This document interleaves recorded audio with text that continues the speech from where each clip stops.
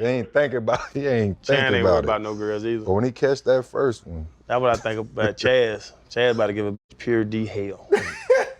he hunching legs already. No, but man, that when I saw that he had to push his dick down to get in the toilet, he just sit down.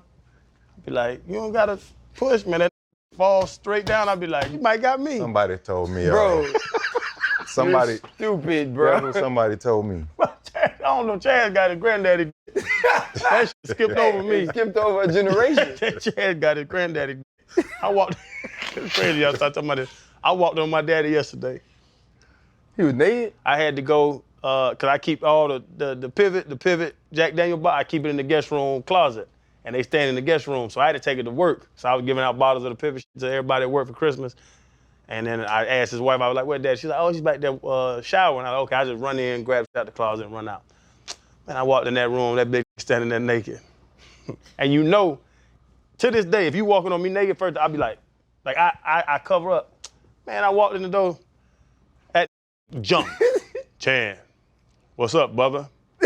Big flipping around. Hey, swear to God. Do you think part of it is the fact that he can't see you? He knew, even if by my eyes, if I had soap in my eyes and I'm in the shower and I hear the door open, you naturally like cover up your privates. Man, that nigga cover up nothing. That nigga just said, Chan. Hey. So what's up, Pop? Yeah, man, you good? I'm not good anymore. You just ruined my self-esteem. Hey, you know what too, Chad? That comes from years of not being nervous about it. That's what you know what I'm saying? Yeah. Like he been so proud of it his whole life. It was never a reflex or a reaction that he developed. Exactly. That's crazy. Hold up, limitless. Take a stomach, got pin in it. I fought the head to witness it. Got my people feeling militant. Way I'm feeling got me up. On the mission got me up. Knowing me, I got the key. Only vision I can trust. Trust, limitless. Take a stomach, got pin in it. I fought the head to witness it. Got my people feeling militant. Way I'm feeling got me up. On the mission got me up. Knowing me, I got the key. Well, golly, Chan. That's a start. You know what I mean? Thank God the pivot didn't skip a generation. This is our Friday show. It's the three-man joint. It's myself, Freddie T, and Chad. You got a comedy show. Yeah. Right? Yeah, Your comedy shows. Are you excited? You ready? Oh, I'm ready. I'm not, people say I'm nervous. I don't think I'm nervous. I'm anxious. Like, I want to get started. I want to get on this. I want to get the mic. I want them to play. Y'all know what I'm coming out to, right? Mm-mm. You don't even like music. I know, but this song gives me chills every time it turns on. Let me see. I don't got bad reception. So you coming out to a song that you don't actually have saved on your phone? No, I'm on YouTube. YouTube. Y'all have You don't have like iTunes on your phone? No, I don't waste my memory with that. Spotify maybe? What is that? Spotify is an app where you can play music and get like podcasts like The Pivot on as well. And Apple. You don't have Apple Music? No. Subscription? I don't listen to music. That's a distraction. Would you like to tell me the song so I can find it for you? Yeah, it's called Bam. Oh, you talking about Hey the Siri. Jay-Z song? Oh Play man. Jay-Z, Bam. Thank you. You talk to the You don't talk to your phone either, huh? I don't talk to I don't know how to use that It shit. might be the area in here. Yeah, see, now y'all want to make fun of me, Spotify, Siri. Oh yeah. Well, I gotta say, you do love this song. This is the one rap song you love. Bro, it's just the realest song ever made. Do you have to have a walkout song for comedy? Yeah. As soon as they hear the song, everybody gonna start cheering. I'm gonna let it run for about 10, 15, What if they 20 don't cheer? seconds. What if they don't cheer for They you? gotta cheer, it's me. They don't have to cheer. They're gonna cheer. They could let you just walk out to nothing. That They could ain't be gonna do their that. joke. They ain't gonna do that. I'm me. So what's the name of it? It's Uncensored? Uncensored, yeah. Uncensored. Yeah. Are you gonna give us, can we get like a preview of maybe some of the themes that are gonna be in it? What stories will be told? Extremely unacceptable. Extremely, it's like as I'm saying it, like I'm cringing saying it. Is it almost like, is it teeter-tottering on the cancel culture of comedy? Oh, because very that's the best comedy. Very much. Yeah, I'm giving the crowd a safe word. I'm giving them a safe phrase because when it gets too uncomfortable, I don't want people to start hee-hawing. So I'm gonna give them something to say like, hey, you're going too far. Pull it back. Pineapples? That's how bad. What's the safe word? Fuck you, Chan. That's what your daddy tell you. That's why it makes me feel comfortable inside. So it almost helps me out. Like when I start going too bad, and then I'm gonna tell them like, hey, if it gets too crazy, just yell, fuck you, Chan. And I know I've reached a point in your heart that you're not comfortable being at that place. Yeah. So fuck you, Chan is the safe word for the crowd. So it seems as if Draymond should have had a safe word. Draymond hit that bitch in his jaw. I want to think Draymond's safe word might have been all of y'all, because he doesn't care. Draymond act like he didn't know he hit that man in his jaw. Bro, Draymond's crazy. No, he's not. What's he doing? He's not crazy. I know he's not crazy, but like, is he losing ability and now going somewhere? Because he's always been wild. We know about him kicking people in the crotch and all that, but now it seems like this is every single game. You got it, Freddie. There's a quote, I think, by Mario Andretti. He says something like, if you're under control, you're not going fast enough, or something crazy like that. But he was a race car driver. And I think for Draymond, it just seems like there's a lack of control. They say he's a good dude, first and foremost. I want to say they say he's a good dude. I never met him, so I don't know. But on the court, he seems like an asshole. You know, he's selfish because of the position he's leaving his teammates in his team. I mean, you're there to win. They pay you that amount of money to win. And I just think these actions are selfish acts, whether they say they're under control or not, whether he says, well, I apologize because, you know, I don't apologize to nobody for the stuff that I do. Yeah, whatever. It's not a good look for the league, and they're tired of the antics. Everybody's tired of the antics. What I post, the Drabo thing, like Drabo. And I just think he has to take this time off to go figure it out. I think it'll be good for him. Well, at least I'm hoping. But what's he it'll be figuring good for out? him. He choked the hell out the big Italian boy, or the Frenchman. He's French. He choked the hell out of Gobert, and now he's hitting the man in the face. Like, we've always known that he had an edge. Like, he got an edge. I love him. I love Draymond. You know what I'm saying? But like, to Freddie's point, like now it is you're a habitual line stepper. Why have he got to this point in his career is my thing. They say that Rich Paul, Mike Dunleavy, the general manager, and Draymond are all meeting to figure out some form of counseling. I don't think he needs counseling. I just think he has poor competitive impulse control. It would be one thing, to me, if Draymond Green was brandishing guns on video. If Draymond Green was getting calls for domestic abuse. If Draymond Green was facing accusations of being a deadbeat dad and not taking care of his kids. Draymond Green doesn't have that. Draymond Green ain't fighting at restaurants. Correct. Right? Draymond Green isn't some menace to society. Draymond Green does stupid things when he steps on the hardwood or in between the lines or in gyms when it comes to controlling himself as it pertains to his profession. You don't need counseling for that. You need to be a freaking adult and you need to be a professional, period. It's not about apologizing to people for your actions. And we got to think, Draymond didn't get suspended. Okay, so Draymond's first suspension was in 2016. Then his next suspension, or one of the next two, was because he got too many technicals, right? So when we start to see this pattern of Draymond becoming an issue is you knock out Jordan Poole. You also have the Sabonis incident where you step on Sabonis, the Rudy Gobert incident where you choke him during the fight, and now this. And honestly, this one is the stupidest one. This one is 100% to me. What Draymond Green did to Nurkic is the stupidest thing I've ever seen. And it's stupid because this is one of the more cowardly things Draymond Green has done, right? Like the Jordan Poole thing is definitely over the line. It was definitely too much. It was definitely too aggressive. It was definitely unprofessional. But these are two men standing in front of each other talking crap and you swung on them. Do I think it's wrong? Absolutely. But that I understand. But it's cowardly because one, he wasn't pushing you. Two, you're behaving as if you didn't mean to do it. Now, did you mean to land one on his jaw? Maybe not. But the action of turning around, swinging your fist, you meant to hit him. And you meant to hit him in a way that could be considered accidental and hoping that because it's considered accidental, it wouldn't be flagrant, right? When that's not intelligent, because your resume and your career and your history is automatically going to lead people to think that you did it intentionally, so why do it?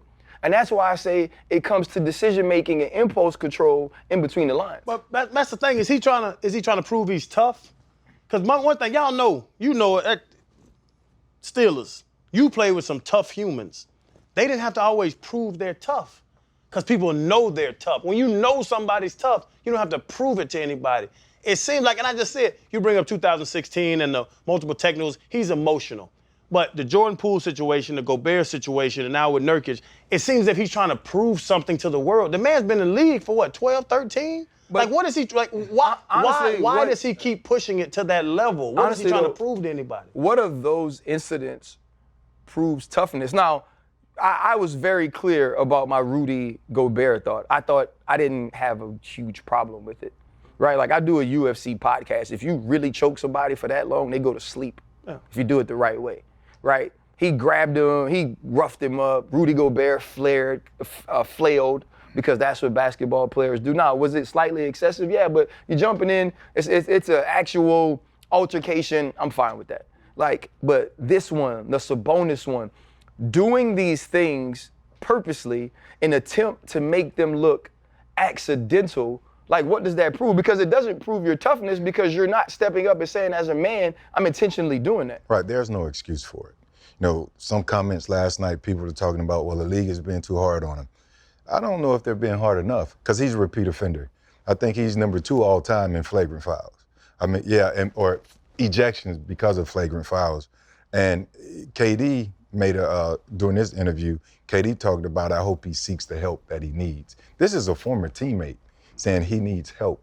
You know, so we on the outside looking in, we can see and speculate and come up with our own thoughts, and they're valid, right? But I think Draymond is just, he's completely out of control. What'd you call it? He has poor professional impulse control. Impulse control.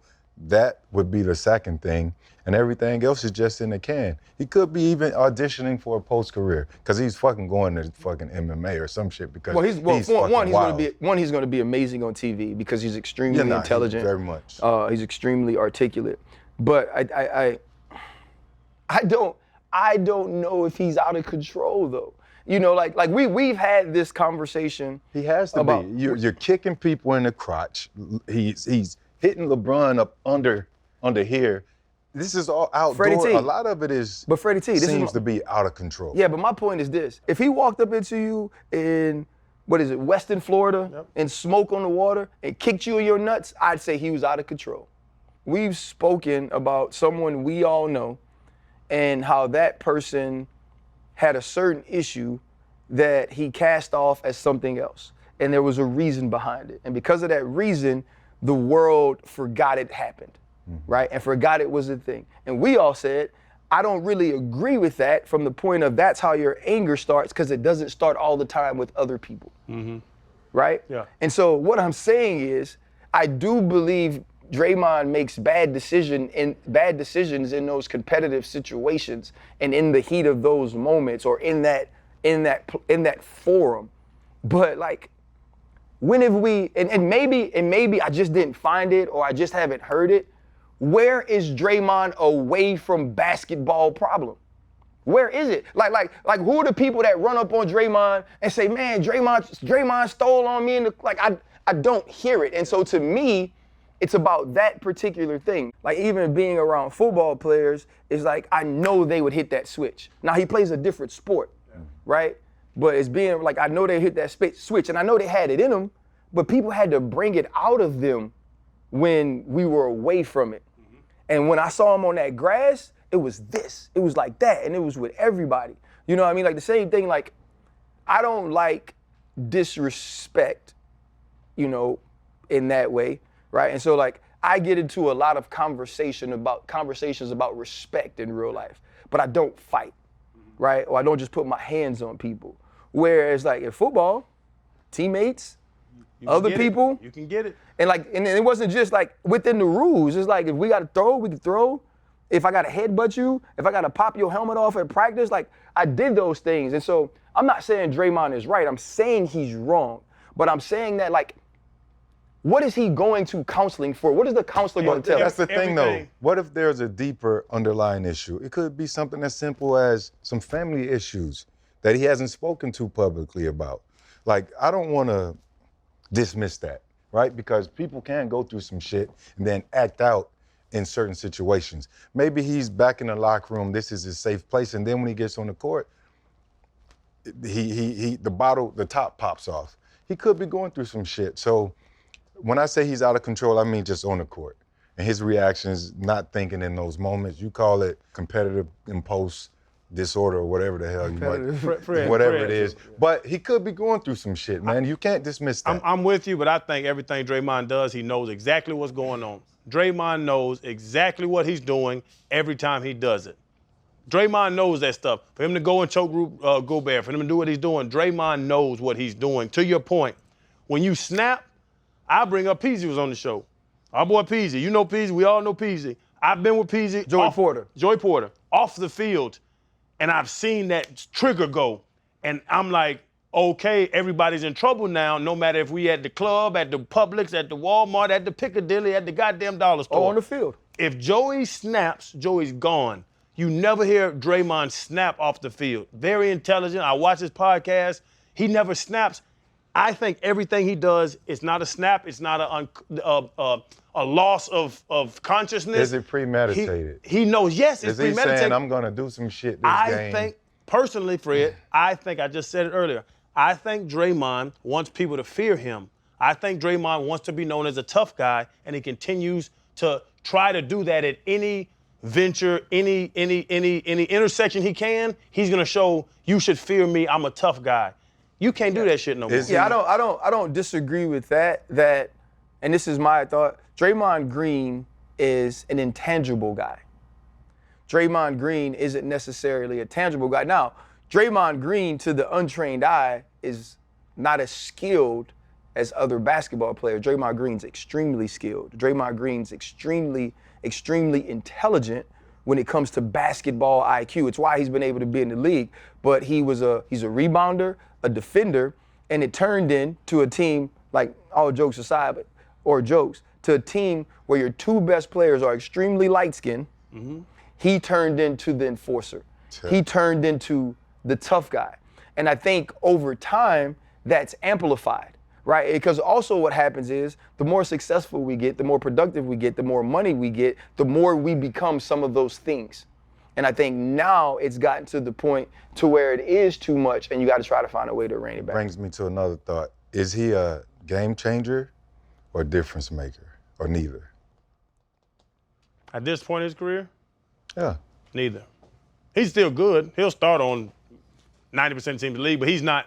You're not saying I bring Draymond in, that's going to push me to a championship anymore. Before, you're talking about, like, when they were winning, Golden State was winning, that pick and roll shit that he would do with them little light-skinned fellas, extremely skilled, extremely smart basketball player. Draymond Green was, at one point, one of the biggest difference makers in basketball. I'm sure this goes to Cam Newton's point. Because I believe he's a game changer because his antics. It changes the outcome of the game, but, because he's hurting his team. Now there's the Cam Newton thing. Cam Newton called Tua Tagovailoa, Brock Purdy, and Dak Prescott. He called them all game managers, right? Not necessarily game changers. He mentioned the Lamar Jacksons of the world, the Patrick Mahomes of the world. And I think this is twofold, the conversation. There's obviously Cam's opinion, which we can get into. This is a sports podcast. And then the second thing is the vitriol he's received in people assessing his opinion. Right. Right? The people talking about who he is now and the fact that he wasn't great after 2018 and those things. Everybody is allowed to have an opinion. And now with all these platforms, Freddie T, Chan, these opinions come from different places. Why do you think Cam Newton's opinion on game changers or not, or game managers or not, has been received so negatively? Can I say something before we get into that? Because we'll go deeper with that one. We're talking about game changers and difference makers. I think recently Complex had you in the magazine as the 15th Sports personality thing? sports personality Yeah. thing. They don't understand that you are both. I think you deserve to be higher Oh, thank in you. those rankings. You got any feedback on that? I think it's really cool to be recognized, you know, and I look at a lot of those names. There are a lot of people I respect in the business. Shay Sharp was one. Right. Mina was 10, you know. Stephen A, I think was ranked in top 10, was ranked in the top 10 as well. I think it's really cool, you know. It's been you do a lot of work. I think it's awesome to be respected. It's awesome to be acknowledged. But y'all been around me long enough. What was the first thing I did when I saw the list? I looked at the 14 people in front of me, Correct. right? I want to know why, Yeah. right? Like, what do they do better than me? What did Complex see in them that made them a better personality, that made them smarter, that made them more engaging, more entertaining? And so for me, it's like, well, 15 ain't good enough. And I think, you know, it's one of those things, it's extremely subjective, but it's also really cool because it's about competition, right? And you see like people, like they've been making these posts about people who are on the list and the way they feel about certain things and the things they do. And I love that. I love sport. And I need sport in my life, right? One of the biggest things about us all is we lose such a big piece of competition when we lose whatever it was we've done since we were kids that people paid us to do for a living. And so now I'm excited, even more excited, because I didn't even know that was a thing. See, but let me. Oh, we got grades? Yeah, exactly. Yeah. You say you wonder why Complex put the 14 people ahead of you. One, you said it, it's opinionated, it's subjective, and it's some bias in there too. Like, just naturally speaking, some people have been in the space and they come with certain antics and they're loud. And I think a lot of that is a carryover. You're not that. You're more subtle, definitely articulate. You are a difference maker. But I'll jump on the Cam thing. Cam has his opinion.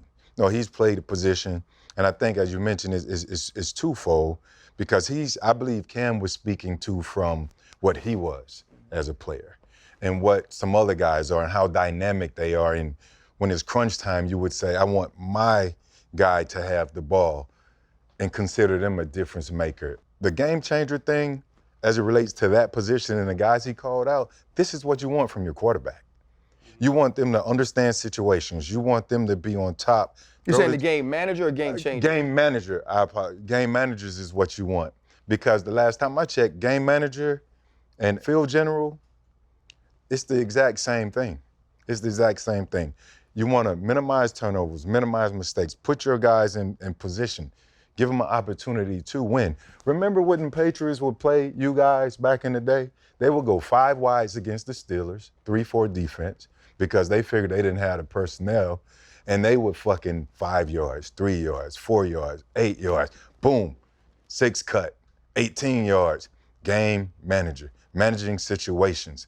And then eventually that becomes a game changer or a difference maker, because you're making a difference for your team. You're not putting your team, you're not hurting your team. So I think it's synonymous. They're the exact same thing. But as Cam was speaking to it, he was speaking from a perspective of, I need somebody to be dynamic and go get 80, when it's on the line. And I made a comment, I said Tom Brady was the greatest game manager of all time. And they was like, Fred, you're wrong. You're wrong. I was in the backfield with Tom. I was in the meetings with Tom. I know what Belichick and what the team expected of Tom in situations. We go out, we start a drive, let's get a drive starter. That's managing the game. 5 yards, soften them up. 6 yards, soften them up. Bring them up, you hit them deep.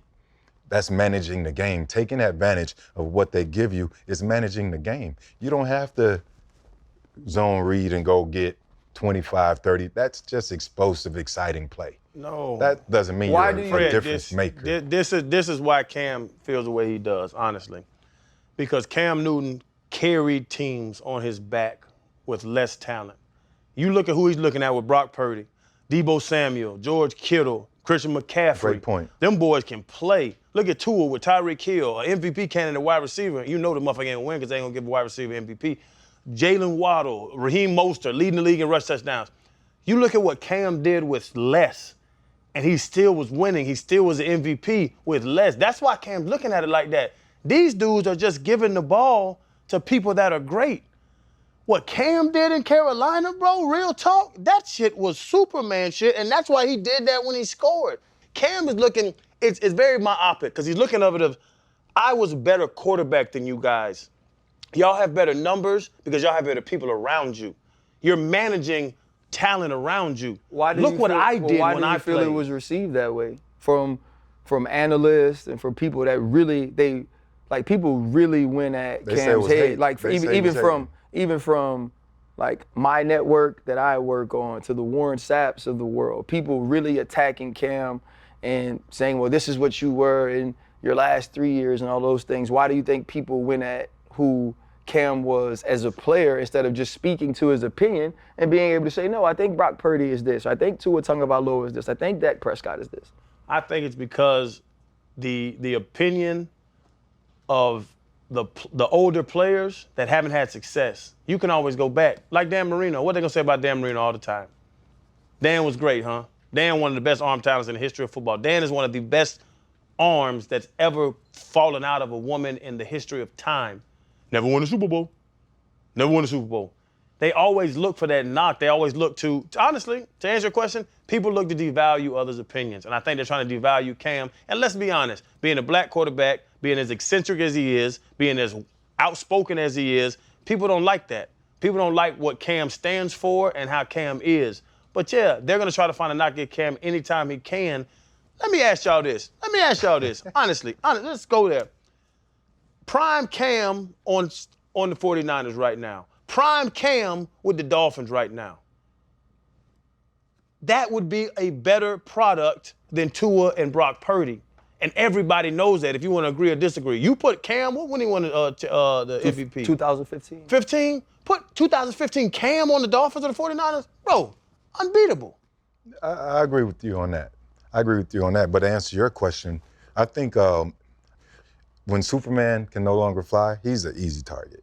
Remember Cam made the comment, there's 32 quarterbacks in the NFL? And all 32 aren't better than me. Correct. And I think those type comments and being loud about it and then having an opportunity to go to New England following Tom where they expected him to win or at least perform better than he did, they saw a steep decline and complete fall off. Yeah, that team that team was fighting to get into the playoffs late into the season as well. They were, but now when Cam was benched, I don't know if it was Mac Jones.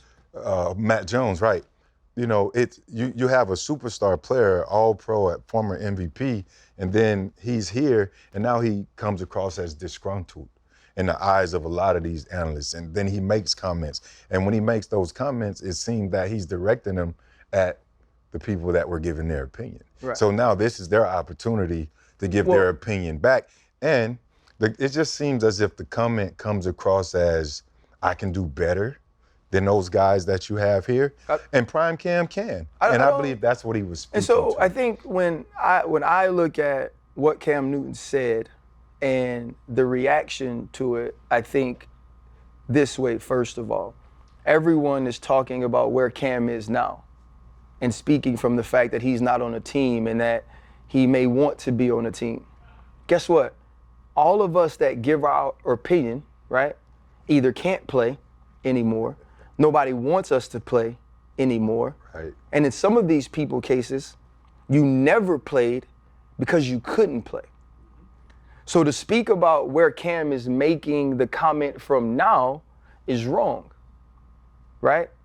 And to treat Cam as what I heard from somebody, to treat Cam as someone tweeting from their mother's basement is also wrong. Because what Cam Newton's perspective is different. Cam Newton's perspective is over 700 first place Heisman votes because I had 48 touchdowns in the SEC. I led the SEC in rushing with 1,400 plus yards. I threw for over 2,600 yards. It's being rookie of the year with 4,000 yards passing, which was a rookie record. 14 touchdowns. Right? 14 rushing touchdowns, right? Which was the most ever. It's in 2015, accounting for 45 touchdowns, 10 of those rushing. And doing it his rookie year with Steve Smith at age 32 as his number one receiver, an old Jeremy Shockey, a young Greg Olsen, a leading rusher who only had 800 yards. Doing it in 2015 with Devin Funchess and Glenn, right? And so when he's looking at these quarterbacks, you know what he could say? Of the three I named, only one of them won Rookie of the Year, and that's Dak Prescott. Of the three I named, only one of them have thrown for over 4,000 yards, which I did as a rookie, right?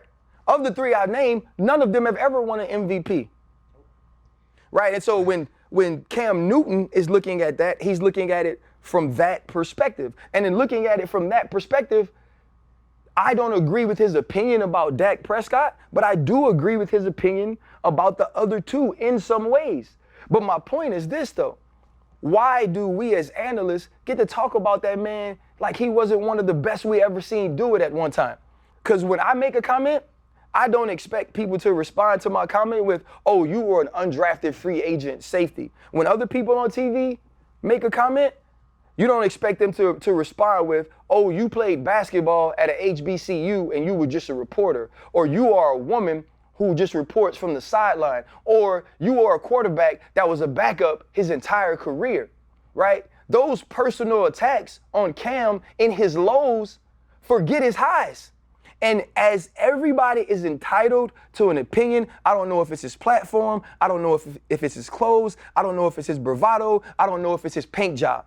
But Cam Newton saying that people are game managers, when you say it and hear it all the time on TV, that a guy like Kirk Cousins, for his entire career, everyone has called him a game manager and he's one of the richest quarterbacks that's playing football right now, it's wrong. And so when you speak on Cam and his opinion, talk about his opinion, because all of these people who are spewing this vitriol at who Cam Newton is today were never what Cam Newton was at his height. And that is the perspective and that is the perch in which he's making his assessment on, which is okay to make because all these people who now get paid to do it never did it like him and aren't doing it anymore. So it shouldn't matter where he's making the comment from. Not bad-mouthing anybody. I always say, when you say this guy's good, you're not saying that guy's bad. I watched Matt Leinart talk about quarterbacks. I watched Dan Orlovsky, who's a friend of ours. Went out to eat with him. I love Dan. I love his analysis. I love his breakdown. I love when y'all two fuck with each other on that little screen and y'all go back and forth. RG3 is talking about sports, talking about quarterbacking. I can go on and on about these quarterbacks. Alex Smith is on one of them shows in the morning show talking about quarterbacks. Cam Newton was better than all of them. That's no argument there. Cam Newton was better at football than all these quarterbacks that now have media careers. Why aren't they attacked? Every time Alex Smith says something, every time RG3 says something, why don't you question RG3 and Alex Smith? You went through why, his hair, his approach, his platform, what he's doing. It's in there, Ryan. I don't know where it is, but it's somewhere in what you just went through, Ryan, of why the fact that they attacked Cam Newton, who is better at this sport than every other quarterback that's on TV this day. I think for me, watching it happen gave me perspective in how I speak about people, you know, and thinking back to the foundational start of, remember when I started thinking to myself, you were an undrafted free agent, you have to respect these people. You have to respect what they put into it, you have to respect what they do. And maybe there are times I forget that, but this reminded me, right? Because it's someone who I tell a story all the time, bro. When I saw Cam Newton in person for the first time was when I realized my time was running out. Because he walks by me in pregame at a preseason game, and I was like, who this mother effing DN? Right? And then you realize, oh hell, that's the quarterback. Yeah. I think we have to check ourselves in our opinions. You know, had he said that these boys couldn't play at all, I think that's different? Had he said negative things about him? Or had he even said to at that time, I'm better now than all of those guys? I think that's a different situation because now that draws attention squarely to you and where you sit. And now we can say, well, your last 3 years, you were this. Now, you know, you're not on a team.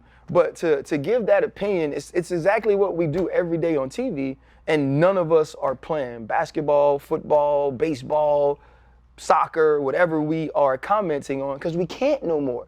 Because guess what? If you could, you would. You know, like think about RG3 when the Cleveland job came open, says like, they should pick me up. You should bring me in. You know, Joe Flacco, who you and I saw this summer, is now the quarterback of the Cleveland Browns. Most people, if you let them play, they still want to play. So to do this or to attack him like this because of his opinion, I felt like it was low-hanging fruit for people, and they knew that no one would necessarily defend it. Fellas, y'all know what time it is. We back to the picks. And for me, man, I gotta take Pittsburgh. We changed some things up. We moving around the right way offensively, and we all know what their coach gonna do.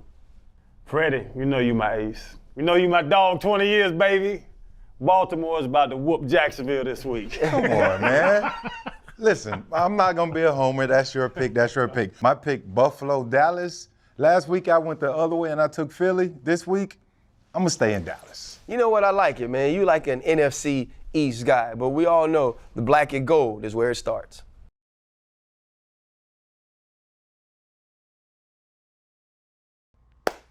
Oh, now to one of people's favorite topics, though. LeBron wins the in-season tournament. Oh, goodness right? gracious. They got the champagne flowing. No,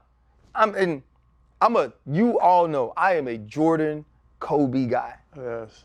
LeBron James, period, has had the greatest NBA career of all time. Mm-hmm. Whether you think he's the greatest basketball player you've ever seen is debatable. Well, greatest career is not. Individual? I mean, Yes. because, but then you have to throw in, how do you weight that? How do you quantify it? Because you got championships and then you got stats. Well, I mean, I think to me, you can go to Bill Russell, who has that amount of championships, and it's difficult to compare eras, but I'm talking about the modern era and the things we've seen, right, where being 6'11" didn't make you an anomaly, as Bill Russell and Wilt Chamberlain were at that time, in a time where the league is as competitive as it's ever been. Like, we've never seen a player this old play at the level LeBron James is playing at. You know, even if you look at the championship losses, those are still teams that he brought to the championship. He has enough championships to quantify him as a winner, but just individually, statistically, no one has started their career with as much scrutiny and exceeded expectations in many ways. And so I just think I think Jordan is still the greatest player I've ever seen. Just at his height, I don't think anybody was that much better than everybody around him. Yeah. I don't think anybody controlled the ebbs and flows of the league the way he did. After his rookie year, he was never outscored in the playoff series.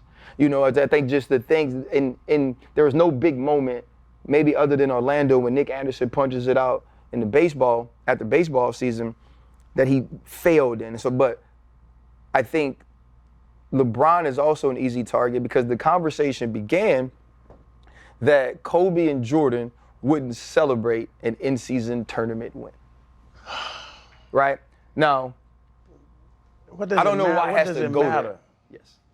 What does it matter? They didn't have an opportunity to do it. You know what I'm saying? On both sides. What does this stupid-ass in-season tournament mean? It's silly. It's just a money grab to make people watch basketball before Christmas. That's all it is. We're going to create something so you watch basketball before Christmas. That's what the NBA did. And it worked. And it worked. Yep. I did it too.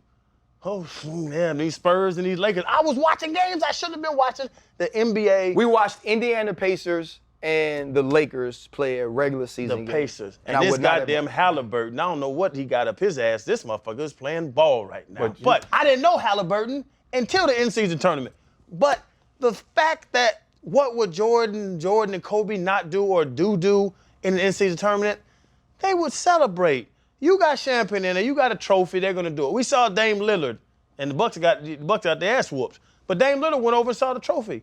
If you give him a trophy, us three right now, if we start playing cards, we want to win. Put a trophy in it, we want to win more. And I don't think, to your point, I'm a Jordan guy too, most dominant player I've ever watched in my life. I will admit LeBron can do more. LeBron can guard 1 to 5. You ain't putting Jordan down in that paint. Jordan's not big enough. The things that LeBron can do exceeds what Jordan I would could say do. this, some of those things are nature. Yes. Yeah, like some of those things are just how you're born. But there's also things like first team all defense, MVP of the finals, all those things that LeBron didn't accomplish ever in his career. Yes. Even with being able to guard 1 through 5. All NBA first teams and all that defensively. So And that's where the argument's there. Yeah. But to involve the in-season tournament, and compare in it this though. Why are we conversation, comparing it? there was no opportunity for Kobe or And Jordan first off, to have an in-season 100%, tournament. both of those players would have played hard as hell Hard to as win it. hell. They would want to win. Now, course. but you know what it comes down to though, the celebration, right? Like people think Bron is extra, which he is, Very. right? But he grew up, and he's a part of an era that crossed over into extraness, Yes. right? And the one thing he's done as a player and as a human is adapt to whatever the trend is. And just be, to me, he's like Jay-Z. Like I tell everybody all the time, I don't think Jay-Z's an innovative music maker.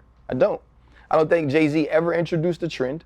I don't believe Jay-Z ever changed the sound of music. What he did was, he found everybody that was doing music really well at that time, he did it with them, and because he was the best rapper at the time, he made the best music. He did it better than them. He did it better than And they that speaks to the longevity. Yes. He is trendy. This reminds people the celebration seems excessive to some. It reminds people of the I'm taking my talents to South Beach moment. You know, and really just opening that back up. But at the end of the day, when you're an athlete and you're as competitive as he is, you know, you want to put it all on the line. You said Kobe and Jordan, they would have went as hard. I think all the guys in the NBA went hard. They were getting, what, $500,000 per man to the winning team? Yeah. LeBron was the first one. On his resume, he's the first one to win tournament MVP. He said you can't take the first away. You cannot take it away. Even in the process, he's averaging almost 26 points, 8 rebounds, 6 or 7 assists at 38 years old. This is a guy who's transcended the position, the game, you know, the longevity. He's doing things that so many of these guys probably aspire to do, you know, and he's continuing to push the mark higher and higher to the point where it's going to take almost not twice as much, but maybe as long to reach those numbers and break those marks. LeBron, in my opinion, I call him the GOAT. He's my greatest of all time. I didn't even want to get to the conversation of the greatest. I wanted to get into the conversation of the fact that, like, I feel like LeBron takes shots based on what we considered or how we considered greatness should behave that he shouldn't because he's different. Let me tell y'all, quickly, Fred, let me tell you this, because you just said he's different, right? This is something I had to get across. I had to get over with LeBron, because I respect the hell out of this man. And y'all know, people call me a LeBron hater all the time. I had to get over this with him. LeBron is not going to punch nobody in their face. He shouldn't, though. And he shouldn't. And I respect it. He is an ecosystem. LeBron understands he's a businessman. He's been the chosen one. He was on the front of Sports Illustrated when he was 15 years old. If you disrespect Michael Jordan, you're getting punched in your face. You disrespect Kobe, you're getting hit in your face. You disrespect LeBron, he's gonna yell Taco Tuesday and play on Instagram. And now was the thing I had to get over with him, and it made me think about it. I swear to God, RC, it made me think about it when you were talking about him adjusting, him being this younger superstar. We were used to our dogs being dogs. All the time. Bitch, what you say? And we the same way you were talking about earlier, like, I know, and even Freddie's laid back. Let you say too much shit to Fred gonna dive on your ass. LeBron is not made like that. I had to get to the conclusion that the best athlete in the world I live in is never gonna hit anybody. We saw it recently last year. Some little crazy dude with dreads was chasing LeBron around the court. There was a 5'1" security guard holding LeBron back. LeBron's the strongest thing in the world. LeBron does not want to fight. He doesn't want to mess up his legacy. He doesn't want to be that physical guy, the Draymond enforcer guy. LeBron is never going to be that. I've accepted that, and now me and LeBron cool, because it was a point I had to get to where my superstars are supposed to be killers, and LeBron's not built like that. Also, the thing though, it's an extremely different era. LeBron is different in many ways, and also he's been the chosen one since very young. Right. Whereas those other two guys that we spoke of grew up in different eras. Like, people always act like nobody tried Michael Jordan. A lot of people tried Michael Jordan. He just was about that. Whether it was Xavier McDaniel, you know, the Reggie Millers, like, Mike didn't care. He's like, I'll like, I always tell people all the time, they always think like fighting means you think you can win every fight. Fighting actually means you can wear an ass whipping. That's truly, like, the willingness to fight only means, truthfully, that I can wear losing. Because what keeps most people from not doing it is that fear, right? And so I think LeBron being chosen at that time, because everybody thinks about him growing up in the projects. People wasn't gonna let LeBron fight. They was gonna make sure he didn't, and that's smart. And so as he got older, he never had to do that. Then he put people around him that protected him from doing that. And then now on the court, he understands the way he's looked at. He never wants to be looked at as Draymond. And we might think differently because of who he is, but like, the way I see him is this. Played in the in-season tournament, it mattered, he went and won it. Mm-hmm. The next day, he went sat at courtside and watched his son play ball. Yep. Right? Like, that's the thing to me that I love. That he said that he can go play the way he did in the in-season tournament, but say, hey man, when Bronny makes his debut, especially because of the health stuff, I'm gonna be there, not with y'all. Mm-hmm. Those to me are the things that, like, that's his true legacy. His true legacy is, for however he did it, like, to me, it's like President Obama, and I hate to like make this comparison. President Obama, for all you want to say about the way he performed at his job, he ain't never have a scandal. Mm-hmm. The biggest thing you can say about the man is he wore a tan suit. That was sweet. You know what I'm saying? And then like LeBron, the same thing. Like, however he's done it, he ain't never have an issue. Nope. And I respect that. And it's like, it's about family, you know? Oh, by the way, your boy's balling too. Tommy DeVito. Oh, mama live with his mama and daddy? Yeah, he was throwing that biscuit the other night. You see his agent? You let that guy be your agent? That is a cartoon character.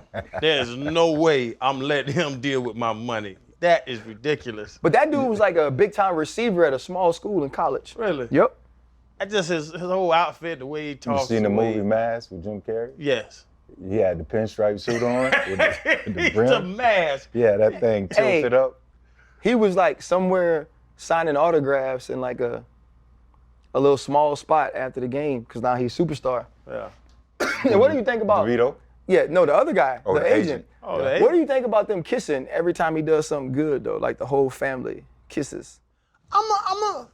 Isn't that their tradition? I'm okay with the man kiss. I'm okay with the man. You asked the wrong person. No. Look at you. See, I was trying to get nasty. The New Orleans dudes, when Baby and Lil Wayne used to kiss in the mouth. I'm not okay with the kiss in the mouth. I'm not okay with the lip to lip. I'm okay with the Italian tradition. Kiss on the cheek. Yeah, Godfather. I'm the Godfather. The Godfather. That's what it goes to. I remember watching The Godfather, Casino. I remember watching them thug-ass movies back in the day. With the shiny suits, though, in the casino? What? We had to ride way to the motherfucking desert just to talk? Boy. But we gonna kiss on the cheek. Hey, when I see you in the desert, hot as hell, in this shiny green suit, mwah, mwah. So also, Tommy DeVito's playing better than Danny Dimes. They are a better team with him. And what I say is, somebody's gonna be like, hey man, I understand like the Italian culture. I understand you getting people who you connect with, but they're gonna tell them, hey man, like if you want to ascend, if you want to be seen differently, you're gonna have to tell my man to behave differently. You're gonna have to keep it, or you're gonna have to keep it from in front of the camera, or get you a new one. But they can't do that. They're gonna do it. But why? The marketing people are gonna do it. But what's it? I'm with you. I agree with you actually. But why does it make them look bad? I don't think it makes him look bad. Who does it make look bad? It makes the organization? For Tommy DeVito, you know how like because I dealt with this, because I had a smaller agent, right? Who was like a short, bald head white dude that was country as hell from South Carolina, you know what I mean? And as I ascended, like, I had all these different agents try to sign me from him because I was becoming a better player. They felt like he wasn't a big enough agent. But to me, it was different because he drove from South Carolina to Terrytown, Louisiana to sit in front of my parents. And he was the only agent, like every other agent, like, it's gonna be really hard for you and, you know, you probably won't get drafted and all that. And he was like, Ryan, I think you can play in this league for a decade. And I'm gonna tell everybody that. You know what I mean? And he did. From the moment he met me, like, that's what he did, you know? But I do know that would be every agent's pitch to me. Like, well, he don't have a lot of big guys. You think they're gonna, you know what I mean? And so I do think as he continues to ascend, if he does, like, that's gonna be part of it. But I also understand him, like, you think of like the David Mulligettas of the world and the way that he connects to the young African-American players in ball, speaking the same language, having their back, understanding their culture. I think this is a lot like that, you know, but I just think your point was wrong. You can actually have your mother cook your breakfast and your dinners, have her make your bed, have your girls have to call the house and be like, hey, man, I speak to Tommy, and be a really good quarterback. No, he ain't getting no sex. Look, as long as he keeps the main thing, everything gonna be all right. Everything's gonna work out. But as soon as he loses a game in New York City, what that media gonna do? They gonna kill him. They're gonna roast, they're gonna ride him. And then they're gonna say these are distractions. All of the stuff that we see and we cheer out there, they're gonna say these are distractions. I don't feel like he does enough. It's cute till he's not cute. Well, I don't care, because I'm trying to get Shohei Ohtani money anyway. Ooh.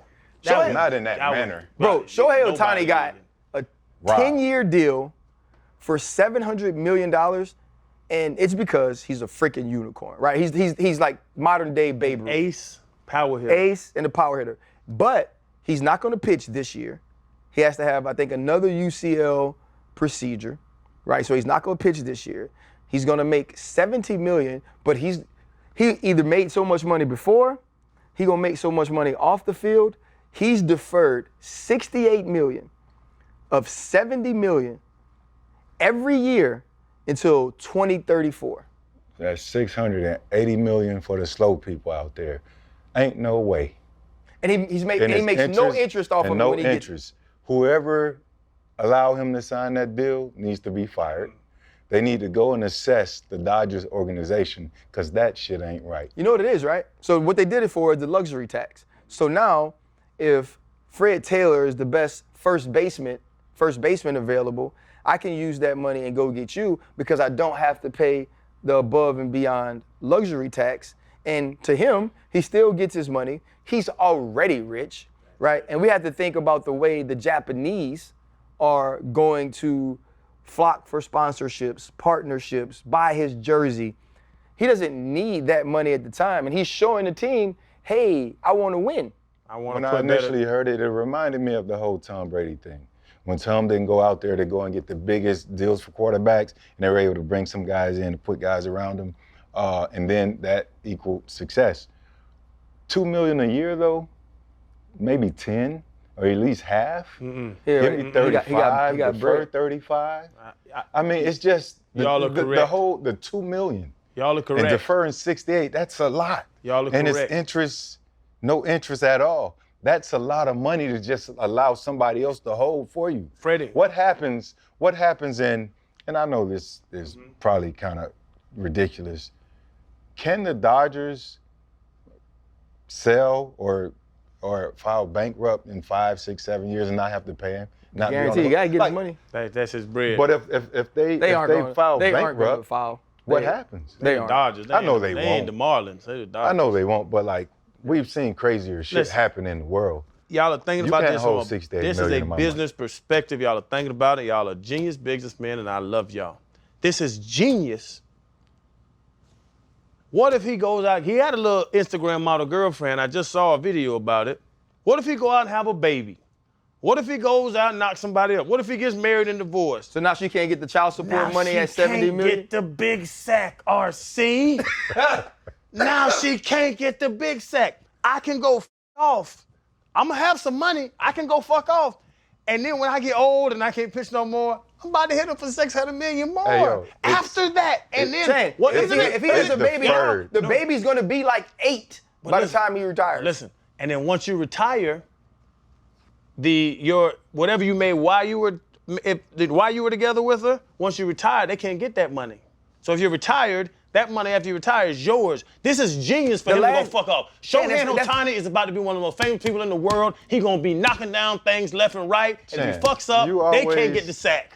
Fuck you, Chan. What'd you say for it is? That's the way. Think about this. No, it's He's still getting $2 income. million It's a year. deferred income. No, Fred. 10 years. If he has a baby Fred, this year, Fred, when he's get done, a baby the baby's 9. And got to pay child then he support. has 9 more years to pay At child support on 680. deferred And money. From the 680 he finna get. The 680. But he's paying child. If Shohei Ohtani skeeting somebody tomorrow, 9 months later, they have a baby. She's not getting $700 million worth of child support. She's getting $2 million worth of child support. Yeah. Okay, for hey, 9 years. hey, guys. It's genius. For 9 years. It's genius. Hey, and man, you got Showtime, 9 years. listen, Showtime, I know he be F hitting you, something. Chan. I can tell. F you, Chan.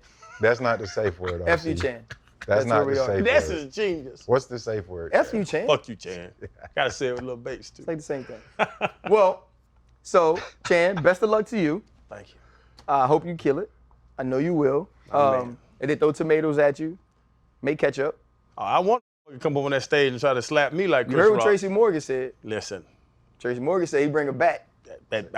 listen, I'll whoop some ass. It's gonna turn to a UFC fight. You had to talk about me, RC, and DC if a bitch come on that stage. It's DC and RC, but it's like the same. With all the C's. Yeah. Freddie T, what are you doing this weekend? This weekend, I'll be heading up to Jack's to support my team. Hopefully they'll jump off this 2-game skid that they're When you say on. your team, what you mean support your team? Not this team, my team, but the Jaguars, my football team. So I I was got to talking about work that this team. weekend. Oh, we just had our official launch on Wednesday. We revealed the name of the team, which is Sporting Club Jacks. We broke down the shield, the crest, the colors. We gave a whole rundown, our mantra, motto, talked about the roadmap, what we're gonna do in the community in Jacksonville for the youth sports, the development league. We have a men's and women's team, Super League of the USL, D1 League for the women's. The good thing about this and why I decided to invest and be a part of ownership was that being in the Jacksonville community since '98, since I was drafted there, right? You could look at certain demographics and see the lack of.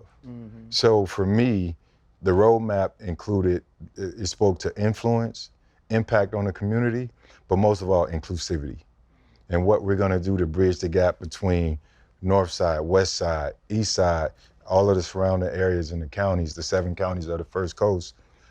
It's beautiful, man. The facilities, travel leagues, like I said, local youth development with all sports. Becky Burley, who led the Gators to their first soccer championship in '98. She's a beast in coaching. So yeah, we got some strategic stuff aligned. So yeah, it just made sense for me. Good, It man. made sense. So hey, I just needed to see paperwork. Hey, gotta see the paperwork first. Becky Burley, the head coach of the Gators soccer team. Yeah. Yeah, she hated me. Cause you was probably messing with her girls, man. Running Let through the that- girls running win. through that soccer team. But they was nice though. They got their. No, I'm talking about on the pitch. Was y'all running through there like Giannis was No, trying to on get the his pitch. basketball? Giannis was pissed off about his basketball. Wow. He scored 64 points, and the Pacers took his basketball, and they say they took it because he wanted the basketball. It's historic. It's the most points ever scored in Milwaukee Bucks history. I think it's like Lou Alcindor or Kareem Abdul-Jabbar. I think it's Brandon Jennings had like 55, Brandon Jennings, so it's the most ever scored. And they took the basketball to give to like a guy that scored like his first basket or something like that. And the word is he didn't even get the real basketball. They gave him like the backup game. He wants my ball. Huh? He's just not the game ball. Yeah, but did you see the dude trying to hold him that was chasing him? Y'all were running off on my man. My man did not sign up for that. But yeah, Giannis is pissed off, man. Yeah. But I am actually going to Jaden's graduation. She's getting her master's. Wow. Yup. So she's getting her master's. She's giving a commencement speech. That's 2 in grad school. Yeah. Jaden is done now. Jaden's done now. And Jordan's finishing. He has another year left. And so I guess the last time I talked about her was around Thanksgiving last year. And, you know, some things have changed, some things haven't. So I think the biggest thing that I wanted to like leave everybody with is, you know, you have kids, I have kids. Like I've been reflecting on what it is to be a parent, you know, and how hard we all try to do the right thing. You know, we're talking about things and decisions you're making for your babies with schooling and tennis and baseball and football, Freddie T, all the decisions you have to make, you know, for your boys now as they continue to grow. And when your daughter gets to that age and she's getting her master's, you're like, okay, what did I do right? What did I do wrong? And the biggest thing about kids is like, there's no playbook to it. There's no plan, and the plan has to, and your thought process is going to be different with all of them because they're different, right? And you're not going to do everything right, and they're not going to agree with you all the time. And also, as they get older, they'll tell you what they believe you did wrong. Amen to that. My daughter, oof. Right. I got that text. Yeah, you know, and then a call. Yeah. And I felt like shit. Yeah. And not that she aimed to do that, but bro, they let you know. Yeah, you know, and you listen. And I think what I tell y'all, at least in this point in my life, is that making the decisions you make for your children with their best intentions at heart because you're in love with them is never wrong. Even if they tell you, when you did this, when you were standing in front of me, or when you were here, or when you put me here, if they tell you that was wrong, it's okay because you were there. The only mistake I believe you can make in parenting is not showing up. Because if you show up, at least every story they have to tell about you in the biggest moments was that you were there. And if they say, when you were there, you did this, and I didn't appreciate it, or I don't think it was the right decision, you can say, but at least I was there. And I think that's the thing I'm gonna take away from tomorrow is, even though things with my family are what they are, I did my best and I was always there. And so I think that would be my advice to Chan for sure, with having young babies. Fred, you still have younger ones. Just be there, man, and be there as your best self. And, you know, because it's the most important job in the world, you'll always think about what you could have done differently, but I don't think you ever want to have to think to yourself, did I or did I not show up? Because showing up is what we control. And Appreciate you, brother. fuck you, Chan. We got one. Hold up, limitless. Take a stomach, got a pin in it. I fought the head to witness it. Got my people feeling militant. Way I'm feeling got me up. On the mission got me up. Knowing me, I got the key. Only vision I can trust. Trust, limitless. Take a stomach, got a pin in it. I fought the head to witness it. Got my people feeling militant. Way I'm feeling got me up.